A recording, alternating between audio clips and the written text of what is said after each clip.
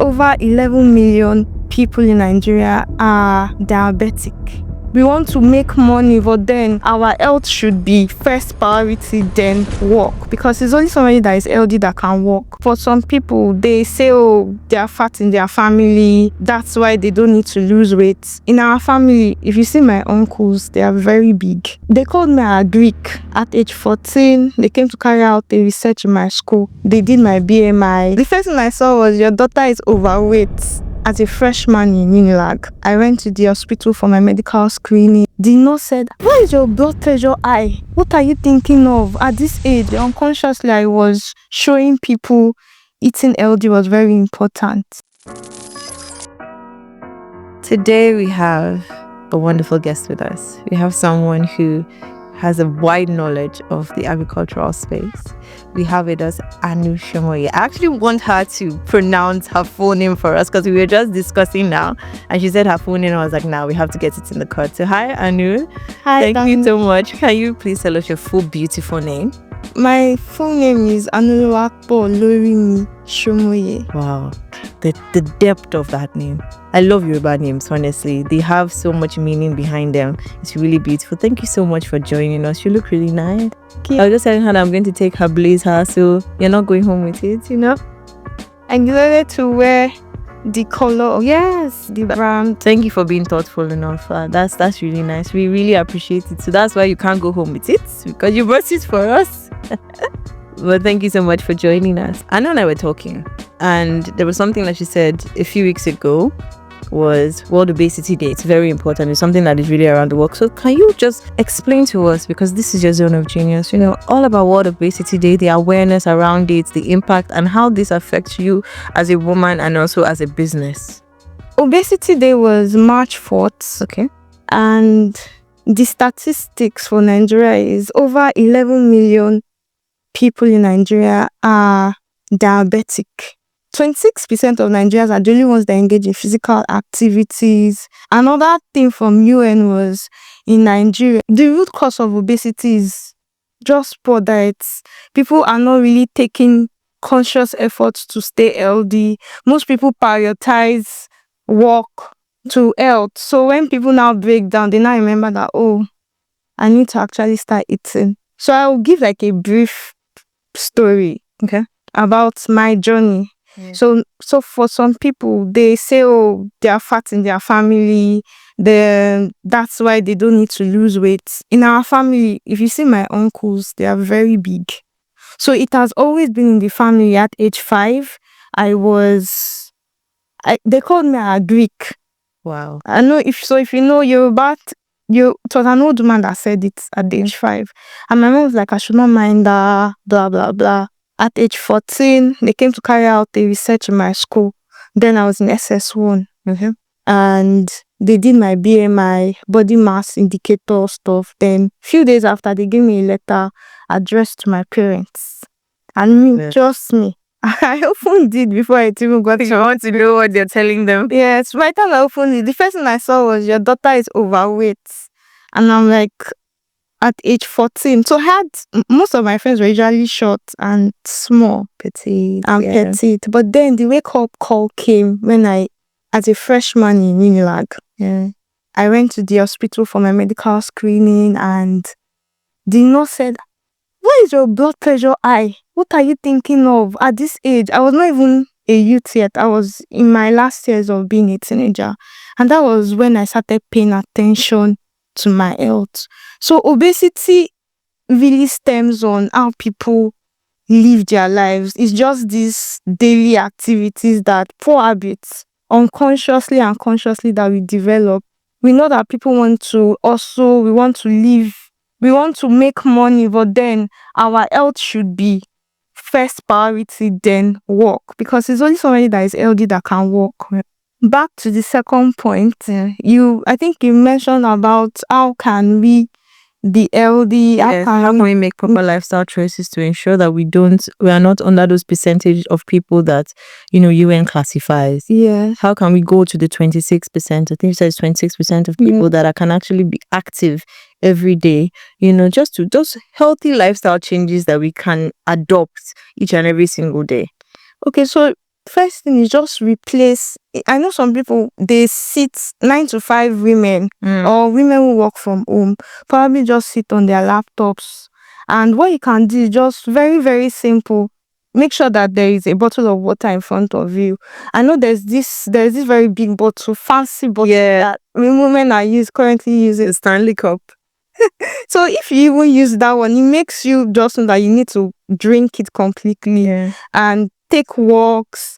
Just implement. It doesn't have to be a very big change, right? It's just slowly, consistently, and eventually people will now see results. So back to that my story. I had to go back to the hospital like every day until they now said, "Oh, you're fine. Your BP has gone down." And since then, my BP had not gone up again. And people now started saying, "And what's going on? I want to also start eating healthy." Unconsciously, I was showing people eating healthy was very important. That's a mindset shift, and that's actually taking us to our next question, which is all about mindset. What kind of mindset shifts can a woman on her own lane take in order to start taking healthier steps to her food?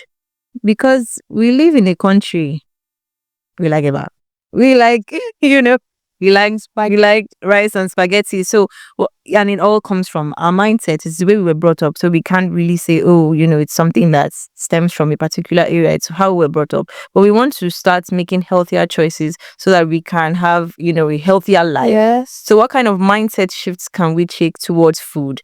The food that we say green is not nice. But how do we start that, because you have gone through it and you have lived through it on your own lane. So could you share with us some tips? Okay, so first, miracle happens in the mind first. Yeah, I agree. No matter how, like the way they will say, if you cannot force, even if you take the horse to the water, you can't force it to drink water. So people need to get to the point, women need to get to the point of saying, I need to change my lifestyle. We don't need to get to the point where they give us a diagnosis and say, wow, like we don't have to get to a wake-up call. So the way we can do it is, if you are a 9 to 5 person, so there are myths of, I'm a 9 to 5 person, I work from home, have a lot of things to take care of. I don't have the time to cook. Right. So let me just order takeout, let me just buy stuff and eat like that. So this is the mindset. How can we change this mindset? I've worked 9 to 5 before, that had to leave my house. I told you where I'm staying. And what I did was on Saturdays when I'm free, I batch cook. I cut, especially if you have a freezer. So I'm coming to the part where people say they don't have lights, so they cannot live healthy. So if you have a freezer, batch create your food. Right. So you're cutting, maybe you're making soups in large quantity, and what you're probably cooking during the week is maybe carbohydrates. Then you're cutting veggies and putting it in a Ziploc bag. So you don't have to start going through the stress of meal chopping and that. So that one already covers your meal for the week. All you need to probably is just warm or microwave it. Then for people that keep saying that there's no lights, national grid has happened again, right, those kind of things, what you can do is get fresh veggies of about maybe 500 carrots. So what if you tell this malam, please, I want fried rice, 500. They know how they would pack. Really? Yes. A malam will know if you tell them you want to make fried rice for a particular. Yes, they know what to do. They'll just give you the exact. They'll work with your budget. They'll say fried rice and give you different green peas, carrots, spring onions. They'll pack it for you. So imagine if you do that, and maybe you want to make rice. You don't want to just eat your rice like that. You want to just cut it. Yeah. Then maybe do a stir fry, add protein, and eat it with it. It makes your food more colorful than just eating white. Yeah. White and red.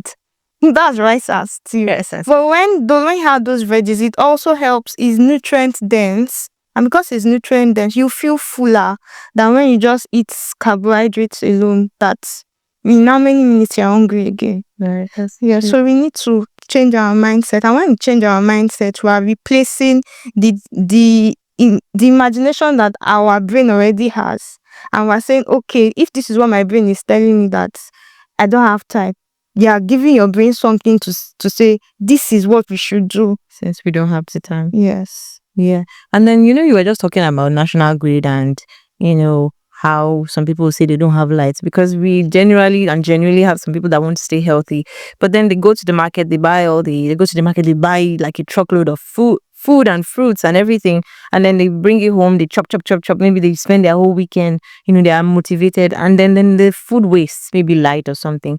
So how can we ensure that we reduce that food wastage?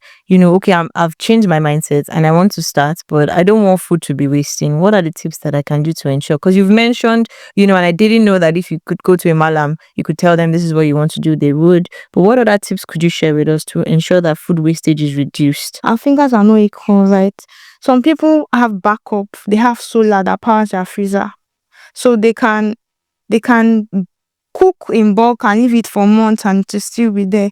For some people, they don't have that luxury that even once the light goes off, their food goes bad and all of that. So what we can do is, why not work weekly? What can I buy in this week and it will last? There's a way to preserve food, especially things like tomato paste. So now tomato is cheap.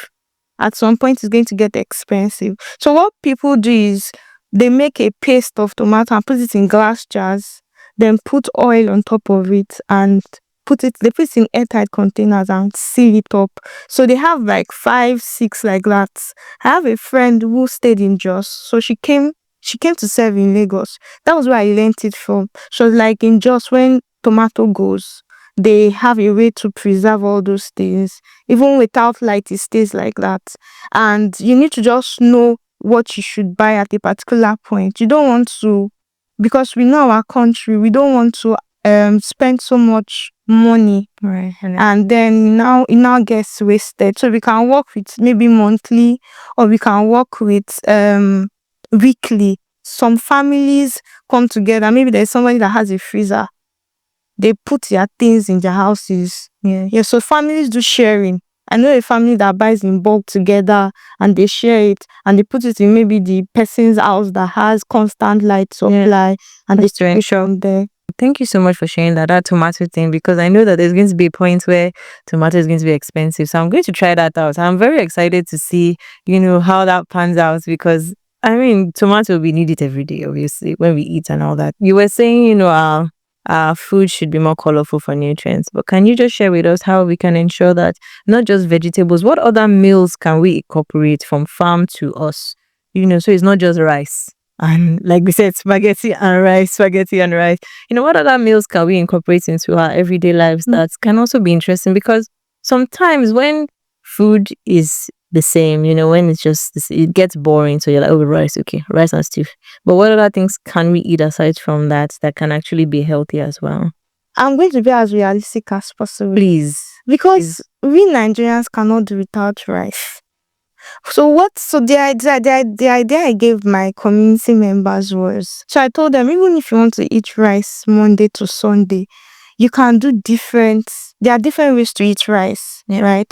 So once you imagine a white plate, divide your white plate into 4. Just use your hands to divide into 4. A quarter of that plate should be protein. Maybe you decide to take fish, chicken. The next quarter should be the scoop of rice itself.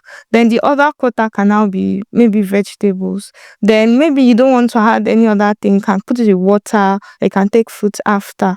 So for rice, on Monday I want to eat rice. Just normal rice. It's not just normal rice. Rice, stew, and maybe decide to do ofada. You decide to use ofada rice, because ofada rice has more fiber than refined whites. So I don't know if you've noticed, when you eat ofada rice, you tend to feel fuller than when you take normal rice. I will have to take note of that. That will be very nice. I like ofada, so I don't mind. Yeah, so you tend to feel fuller. So if you say Monday, I'm taking white rice and ofada sauce with protein, assorted protein, and I'm taking plantain with it, right? That's Monday. Tuesday, I want to take native jollof rice. I'm getting ugu. I'm getting round fish. I'm using palm oil instead of. So you've changed your rice. It makes it more colorful. Wednesday, I want to do jollof rice and salad. Remember our white plates. into four. So there is coleslaw, which is can take like half. Jollof rice can do 2 portions, and maybe protein, whatever protein you want to use. You will feel fuller because of the coleslaw that you did. Cabbage, and maybe the salad dressing that you use, than just taking the rice alone. Just jollof rice. Just jollof rice. Like that. Then Thursday, what else can we do on Thursday? We can make rice and beans. Okay, true. You can cook rice and beans and vegetable soup. Right? So it's still rice we're eating, but we're playing with Our rice. with farm to table already. We're playing with ugu leaves. We're playing with cabbage. We're playing with carrot. We're including fish, meat, whatever you want to use, round fish, pomo. We're including it in our meals. And another, that's for Thursday.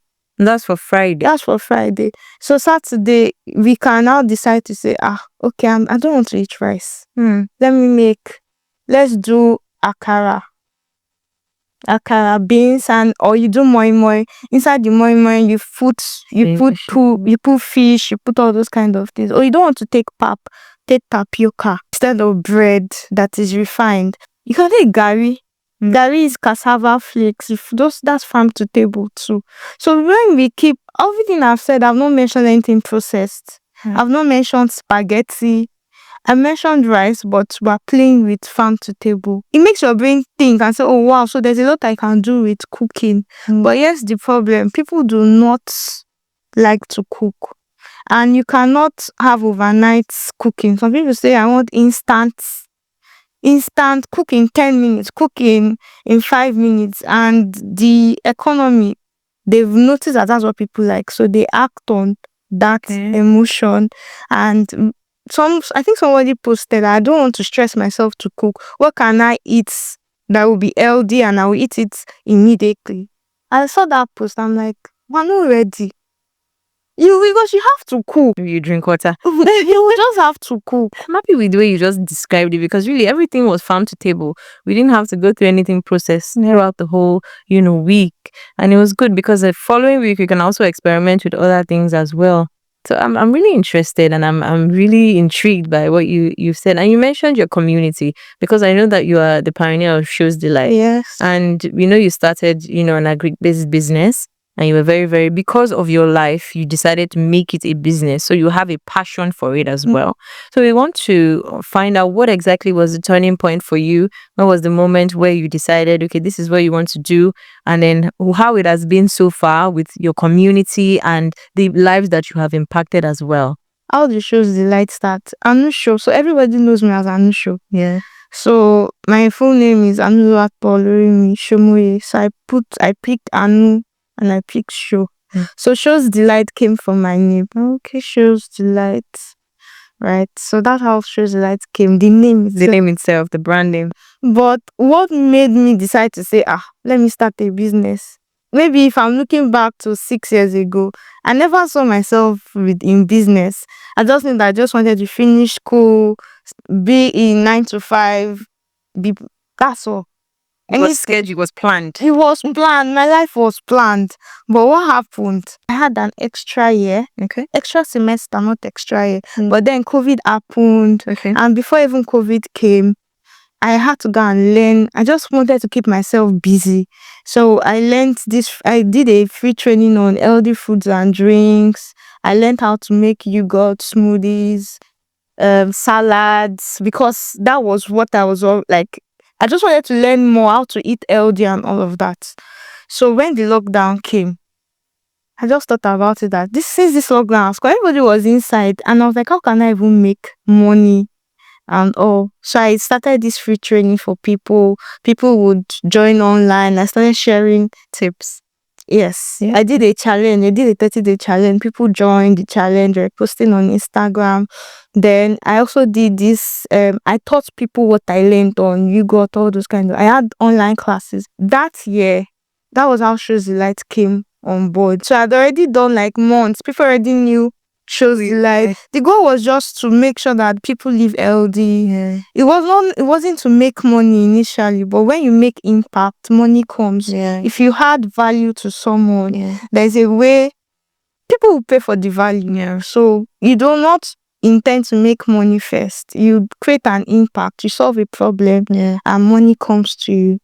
Okay, you are an African entrepreneur based in the agribusiness, but we want to know what opportunities exist for other African entrepreneurs. I know we were just discussing a while back about grants and everything. How realistic is it for someone who is on her own lane and wants to go? She's also passionate. She's equally passionate, just like you, but she wants to know what exists for her in that space. So if you look at it, before, the government was solely dependent on the oil sector, refined oil, petrol, those kind of things. But now they're now saying that this thing is not, we cannot just keep depending on the oil sector. Now they're moving to the non-oil sector, and there's been a lot of opportunities for the agri, especially for women.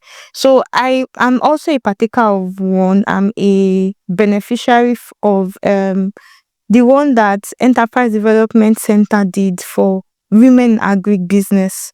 They partner with MasterCard Foundation, and MasterCard Foundation is also doing a lot of things for people in agribusiness. People are now seeing that there is something here for Africans, and if we look at it, Africa has the best lands when it comes to farming. We have the best land. If you notice, we'll see expatriates coming to Nigeria to build. Yeah. Then we Africans are now the ones working for them, when it is meant to be the other way.